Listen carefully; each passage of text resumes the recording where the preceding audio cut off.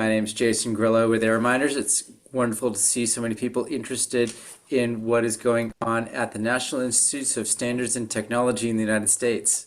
We're having this event today so that we can talk a little about direct air capture and how standards for direct air capture, particularly materials that go into direct air capture, are moving forward at the National Institutes for Standards and Technology. As we know, direct air capture is an important part of the carbon removal portfolio on our journey to remove that first billion tons of CO2 from the atmosphere and store it either in materials or in the or in geologic or biological formats. So that's what we're aiming for today.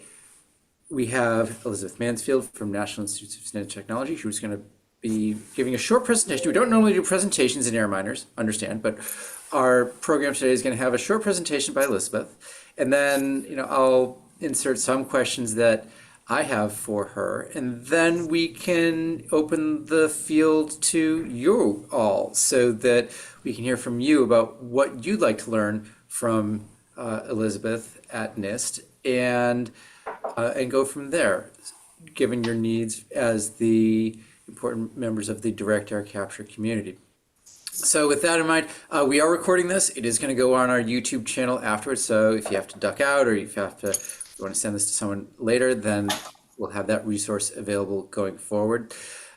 Please do put questions into the chat. I'll be monitoring the chat as we go along here, and do mute yourself. As we typically do in Air Miners, we'll stop after the 60 minutes at the top of the hour. We'll stop the recording and have a less formal session where people can get to know each other a little bit better, not just know of each other, if that makes sense. So with that in mind, I just want to say thank you again for coming. Looking forward to a very thorough, detailed conversation today with esteemed representatives from the National Institutes for Standards and Technology. And with that in mind, Elisabeth Mansfield, thanks. The floor is yours. Yeah, thanks for having us. I thought I'd give a few slides to just introduce everybody to the National Institute of Standards and Technology.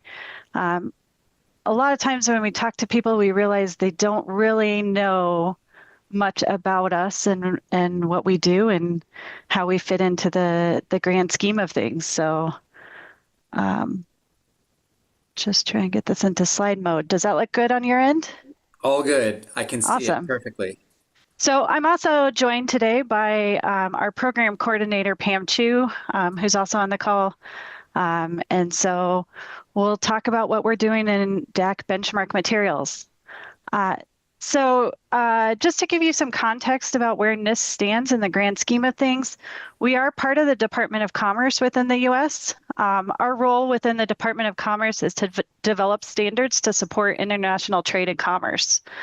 And so this is kind of a unique placement for a science institute, and maybe you've been very familiar with the Department of Energy and not as familiar with NIST. We are the nation's metrology institute, so we work on harmonizing and traceability to the SI unit. But the real thing that I really enjoy about working at NIST is that we are industry's national laboratory. And so we are really good at partnering and serving industry to maintain U.S. leadership in science and technology partnerships and products. We really are working to help industry be successful, and that's why we fall under Department of Commerce. We do this by advancing measurement science, standards, and technology to improve economic security and quality of life within the U.S. Some of this is working towards measurement science, accelerating innovation, scaling things up, reducing uncertainty, making sure measurements tell us what we need them to tell us. We do support our efforts with benchmark materials, data, and measurements. So some of this is developing measurement protocols, but we also do physical reference materials that we sell that people can use to calibrate instrumentation or use as a comparison. And then we support industry and government through voluntary consensus standards. And these are documentary standards usually run through organizations like ASTM or ISO, where we bring industry together and work with them to find consensus that supports the industry. Within climate, we're working in quite a few areas. So we have a good effort in greenhouse gas measurements and measurements and monitoring. Obviously, carbon dioxide removal, direct air capture falls, and decarbonization of the economy, and adaptation and resilience. So looking at community resilience and disaster. All of this obviously has life cycle analysis and carbon accounting associated with it. Within carbon dioxide removal, I lead the effort on direct air capture sorbent materials, specifically looking at benchmark materials that we can use as comparison materials. We do also have low carbon cements and concretes consortium. We're working towards seawater, CO2 reference materials, and then various other programs within NIST that are available and out there on our web pages for you to pursue at your own time. If any of these really pop out at you as something that you'd be interested in.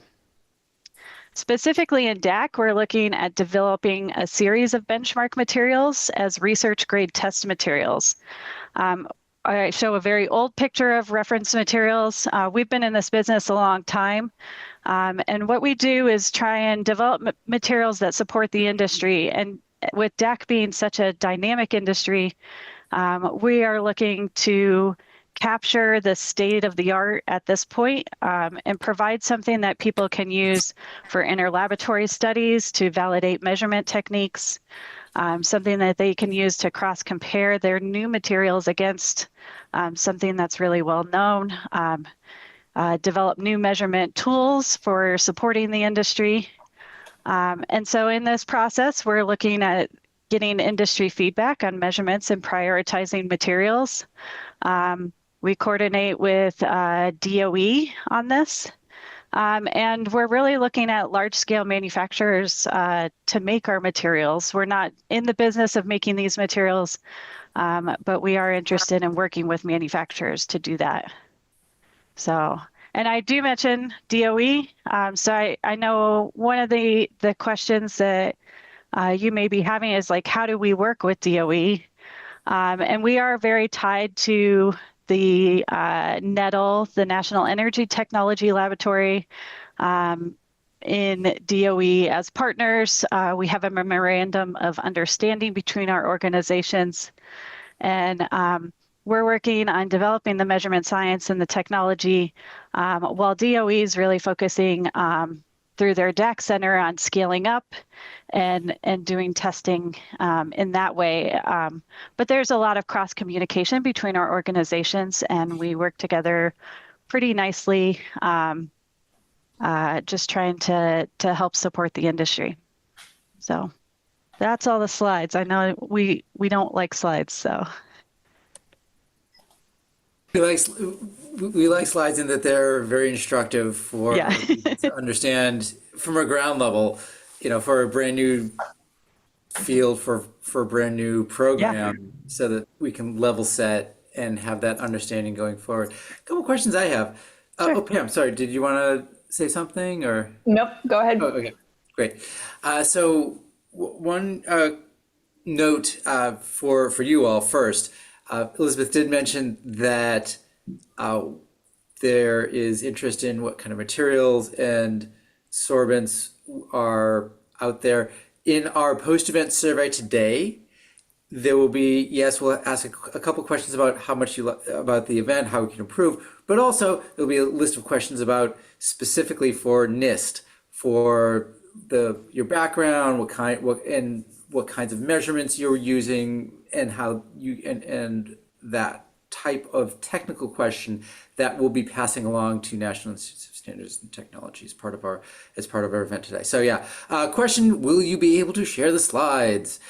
Yeah, I think we could probably share those slides, and I'll make sure all those links are active. So if you want to directly click on those links and be able to connect to the pages within those, then you'll be able to do that. Great, great.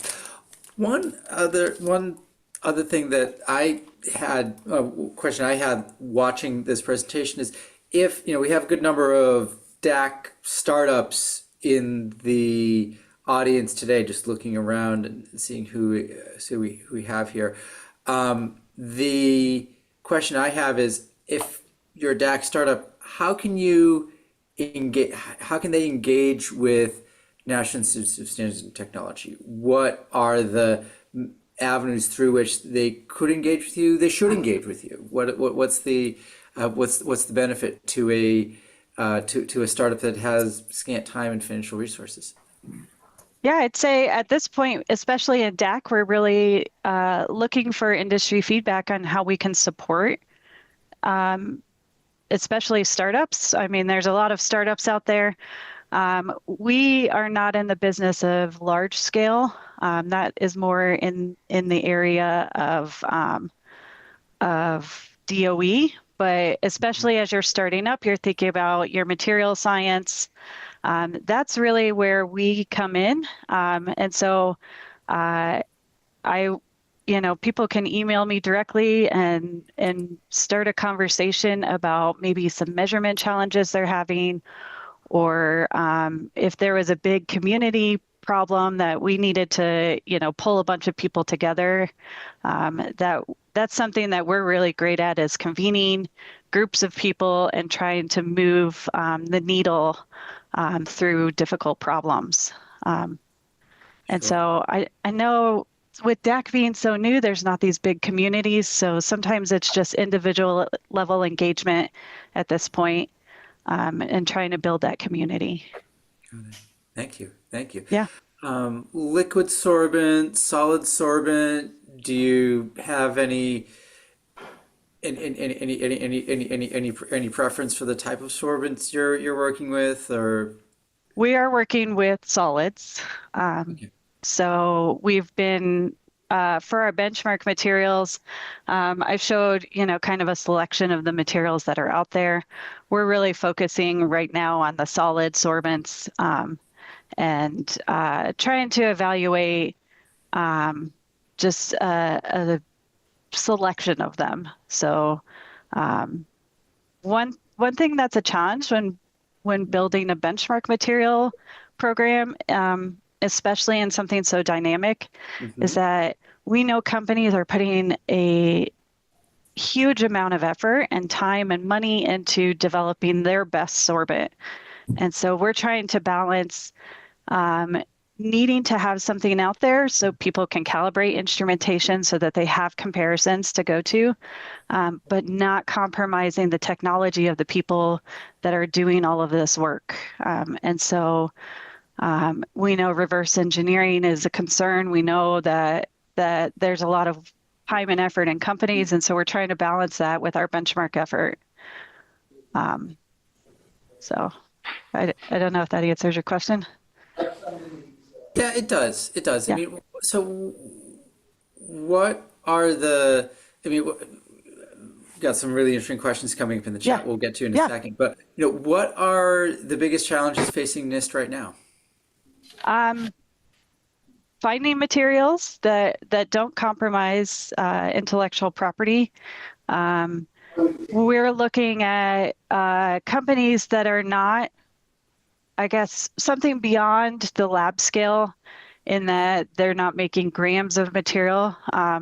We're looking at 5 to 10 kilograms of material is where our sweet spot is. So not a huge amount, but not just tinkering in the lab. Those are where we're working at. Some challenges for us are the measurement science, so developing the measurement technique, making sure we understand what that measurement's giving us, the uncertainty on it, and so that we can best communicate that to industry and maybe get some best practices out there to companies as they're starting up and doing these measurements for themselves. Got it. That's great. Are there any other parameters. You mentioned 5 to 10 kilograms. Any other parameters for the sweet spot of the kind of company you want to work with? Um, Not really. We do have some sciencey based problems that we have to consider. So, doing a research grade test material, this is one of our more dynamic types of reference materials. So this is something we're trying to get out there and in the hands of people for interlaboratory comparisons, for measurement, validation. And so we do have to think about stability over time, making sure that it's reproducible, that it, could sit in a jar and be transported to another lab for a measurement.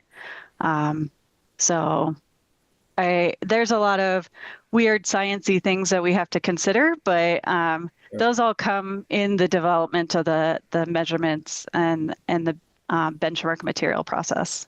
Great. So. I want to get to. I'm going to start with Doc's question first about international startups. But could you share your email in the chat, please, so that Sure. people? Thank you.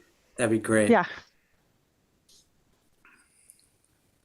There you go. Elisabeth.Mansfield at NIST.gov. So, Doc, could you unmute and ask your question? Oh, sure. So you mentioned ways for startups to interface with NIST and for us to start that. DAC is an international effort, and a lot of the groups online are actually international.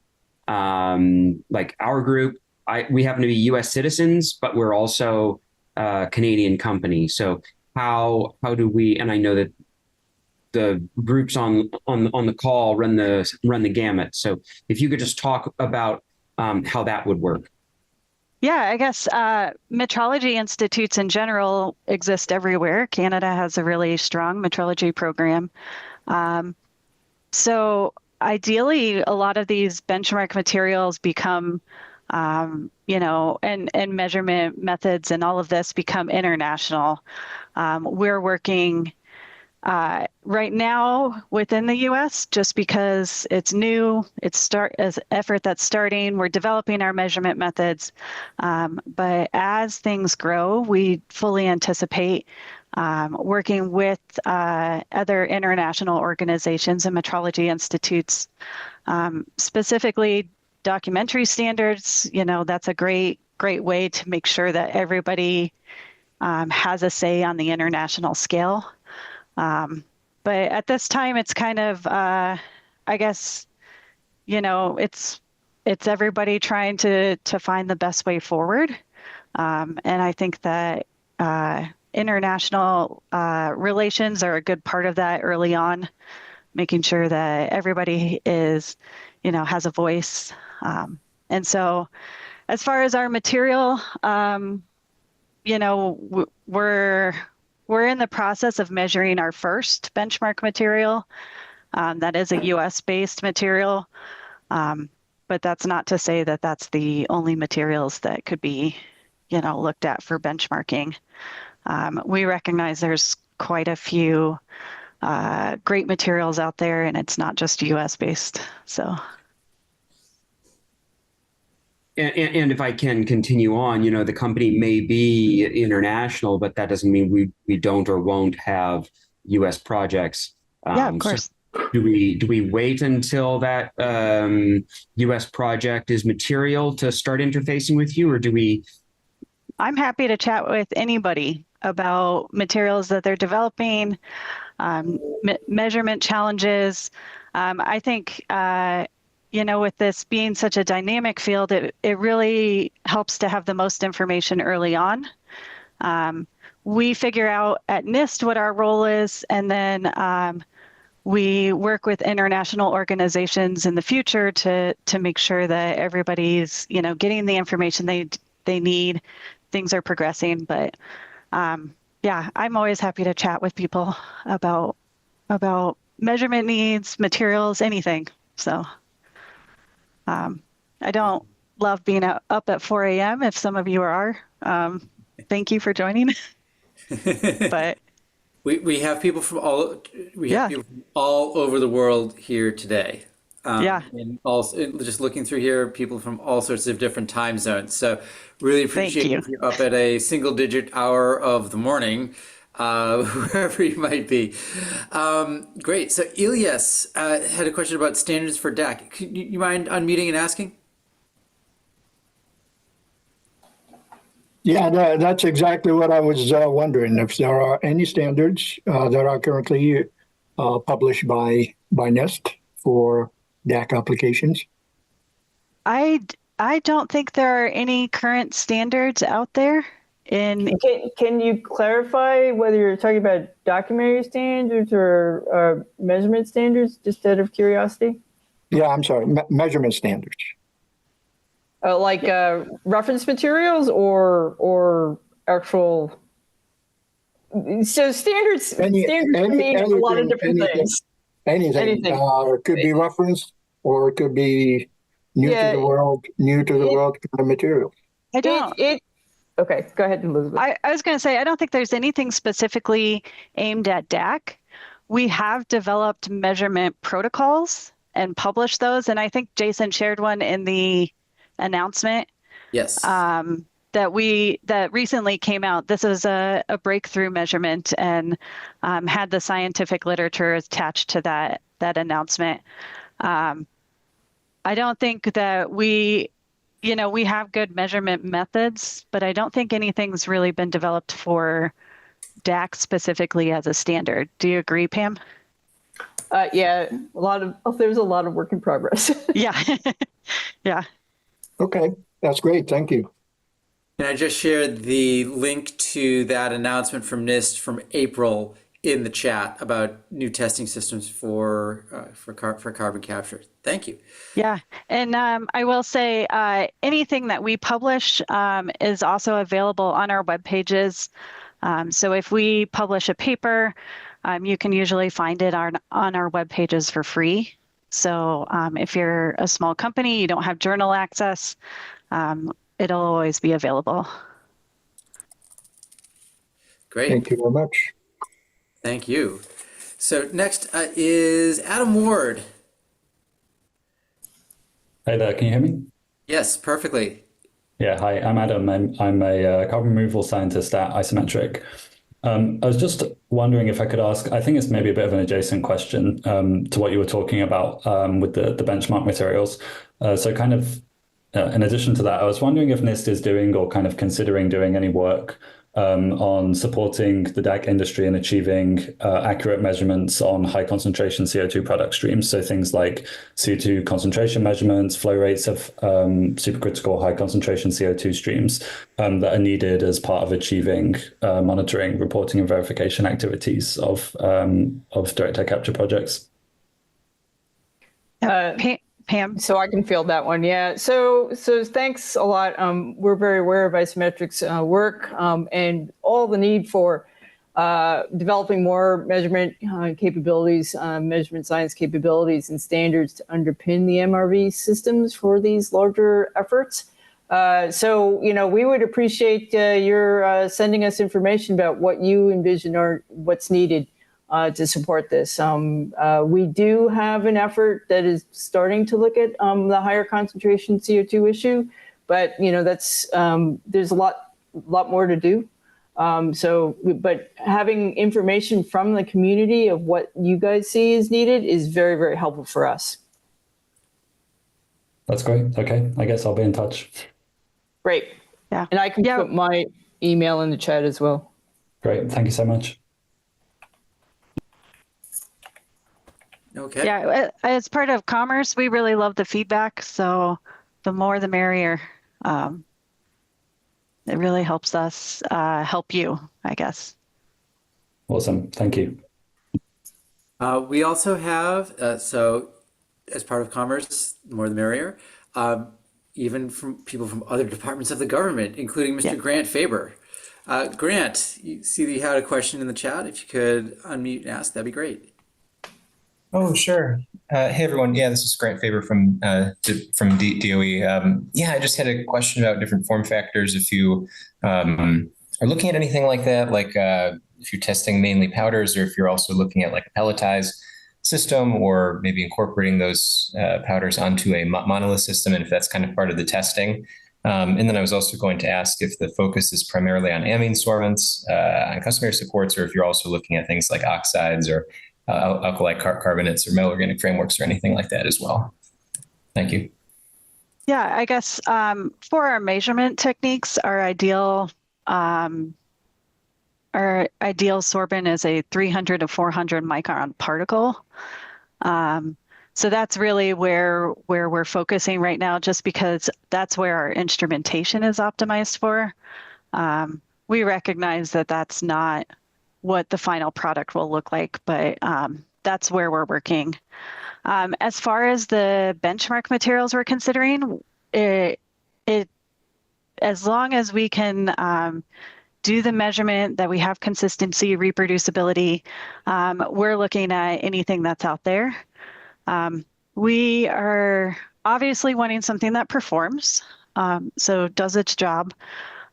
We need it to be stable for the measurement cycles, but also a little bit of storage and handling back and forth for interlaboratory comparisons. So it's more dependent on the material and its individual aspects more than we're focusing on a specific format of material. To me, ideally, we'd have a little bit of everything, just to show the breadth of what's out there for DAC. Thank you.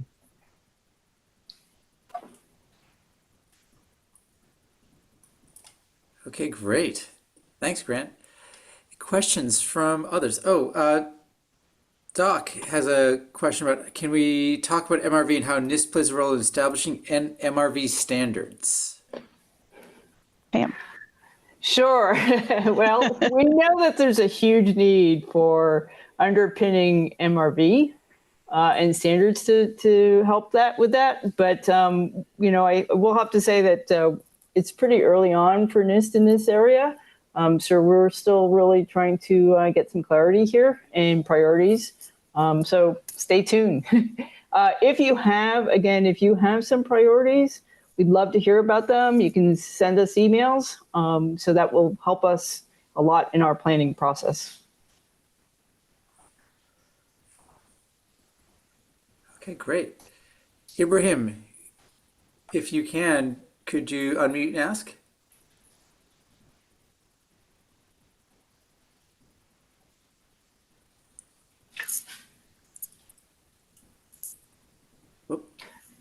Hello, everyone.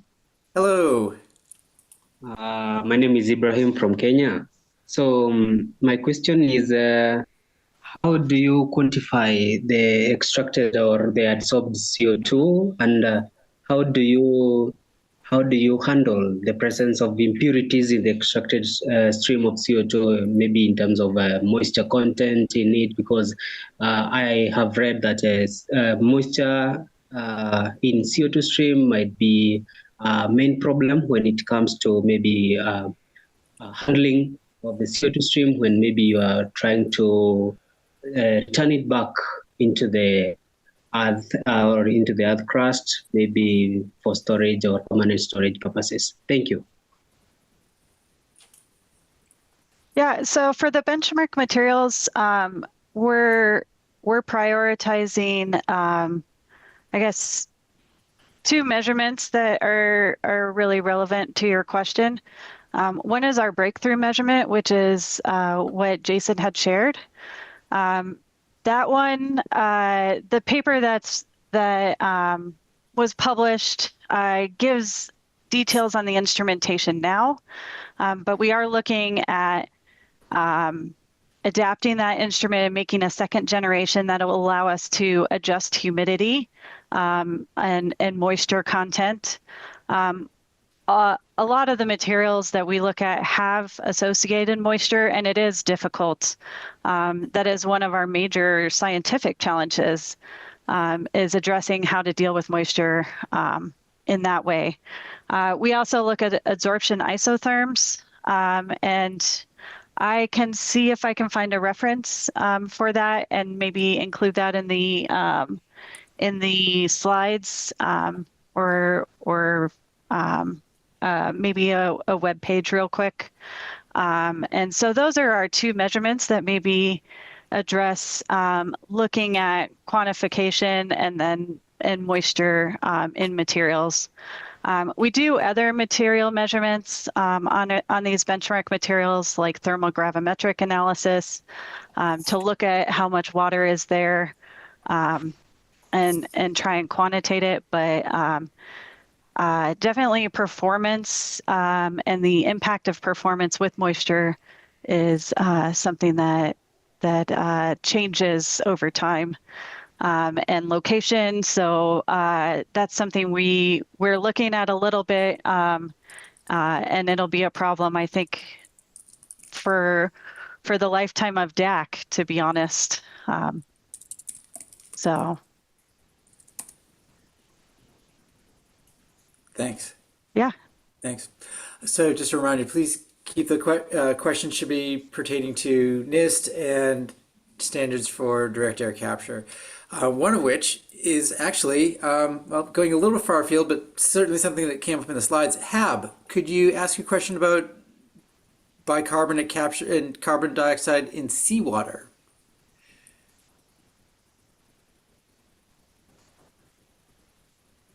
Yes, I want to know if NIST was involved in any carbon dioxide or bicarbonate capture from seawater. I saw one of the pictures on the slides. Yeah, Pam would be. Yeah, so I can take that. So we recognize that seawater and marine CDR is a growing area, and that to be able to understand this and quantify it, one of the fundamental things that one needs is good ocean seawater reference materials. We already had a program that was supporting this, so that we are leveraging this and trying to grow it to address total alkalinity, dissolved inorganic carbon, and pH. This is a program that is growing at NIST to address this. One of the issues is the availability of global standards here and the longevity of that global program.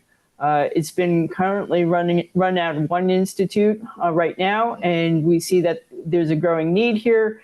We are partnering with NOAA as well as international organizations to help facilitate this.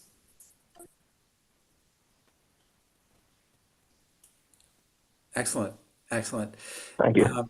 So yeah, knowing that direct air capture, direct ocean capture, very much travel in the same circles.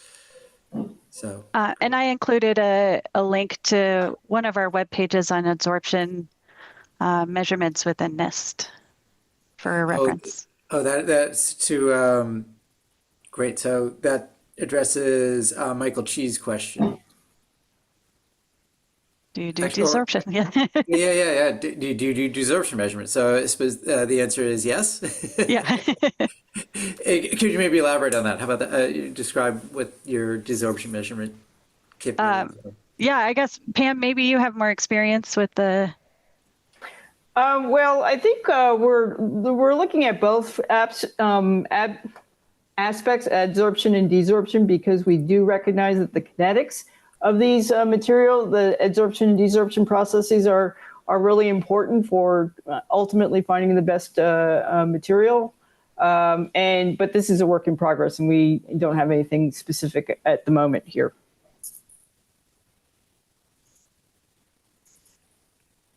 Understood. Other questions? Feel free to raise your hand or ask it in the chat.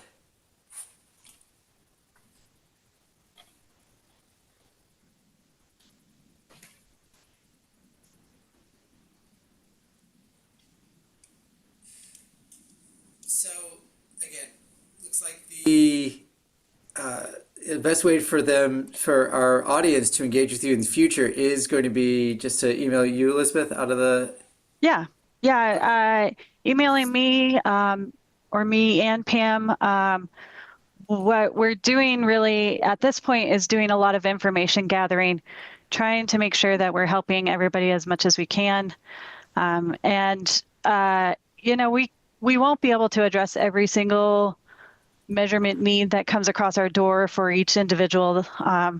Obviously, like there's quite a few people in the world, and I'm sure everybody has questions. But one thing we can do is try and congregate and work on the major issues in the community, and really try and push some solutions there.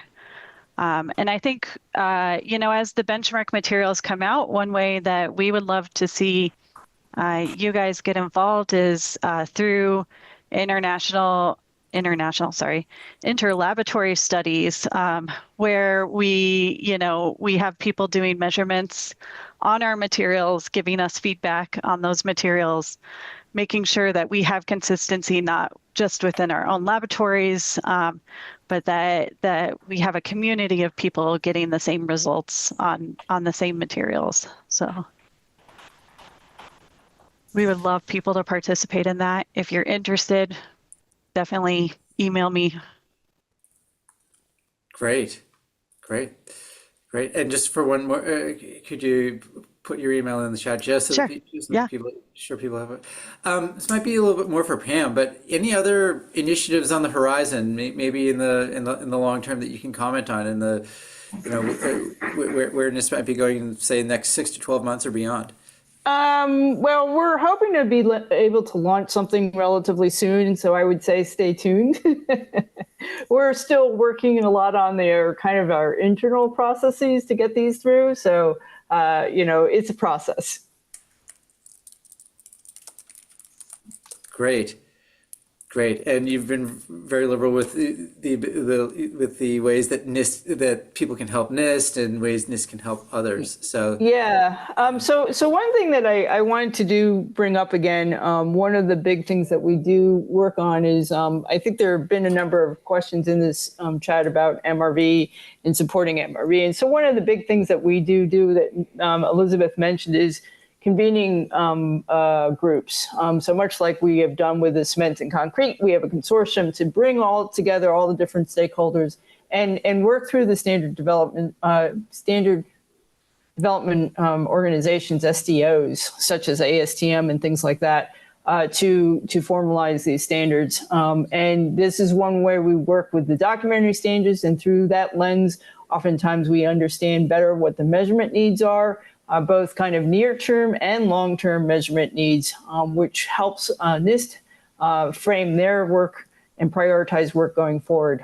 We do recognize that there's an incredible need for standards, both reference materials as well as documentary standards, to help underpin MRV here.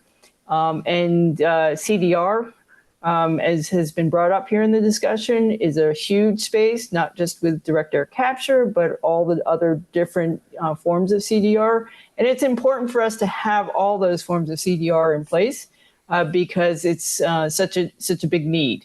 As folks know here, we're aiming to getting to the 10 gigaton level by 2050, and that's a pretty tall order. So, we're here to work with the community, work with everyone. There's lots of great work that's going on. We're so happy to see all the great work that's going on, but we're really here to work both with our within the U.S. and our international partners across the board. This is a everyone on deck effort, not just an all government effort, but everyone on deck, that we need everyone to participate. So really happy to have air miners help coordinate all this. And we're looking forward to being engaged with the community much more as we go forward. Excellent. Yeah. Excellent.